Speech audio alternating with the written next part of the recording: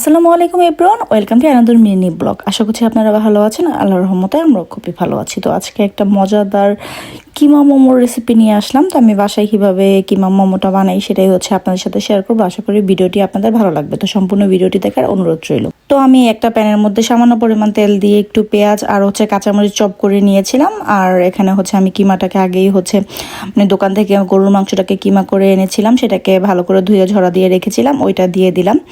আর আমি কিছু সবজি এর মধ্যে অ্যাড করব। তো প্রথমে এর মধ্যে স্বাদ মতো লবণ দিয়ে দিলাম আর একটু আদা রসুন বাটা দিয়ে দিলাম। কিমাটাকে আমি পুরাই হচ্ছে রান্না করে করব। যদি মুরগির মাংস দিয়ে করা হয় তাহলে ব্লেন্ড করে নিলেই হয়।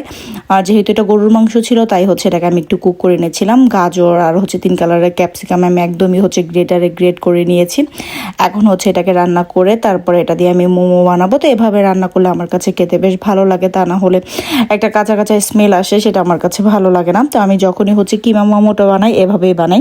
তো সামান্য পরিমাণ গোলমরিচের গুঁড়ো আমি অ্যাড করে দিলাম, আরও হচ্ছে একটু টমেটো কেচাপ দিয়ে দিলাম, সামান্য পরিমাণ সয়া সস দিয়ে এখন হচ্ছে এটার যেই বিফটা থেকে হচ্ছে যে পানিটা বের হবে কিমা থেকে, সেটা দিয়ে হচ্ছে আমি রান্না করবো। এক্সট্রা আর কিছু দিব না। তো পানিটা শুকানো পর্যন্ত অপেক্ষা করব। আর ওইদিকে হচ্ছে আমি আটাও গুলিয়ে নিয়েছিলাম, একদম ঠান্ডা পানি দিয়ে আটার মধ্যে, আটা বা ময়দা যেটাই হোক না কেন, সেটার মধ্যে হচ্ছে আমি সামান্য পরিমাণ লবণ দিয়ে এটাকে একটা ডো বানিয়ে রেখেছিলাম। এখন হচ্ছে এটাকে একদম ছোট ছোট গোল্লা করে একদম রুটির মতো করে বেলে নিব। সামান্য পরিমাণ একটু ময়দা হচ্ছে ছিটিয়ে দিয়ে তারপর এটাকে একদম আমি রুটির মতো ছোট হচ্ছে লুচি যে সাইজের হয় ওরকম করে নিব।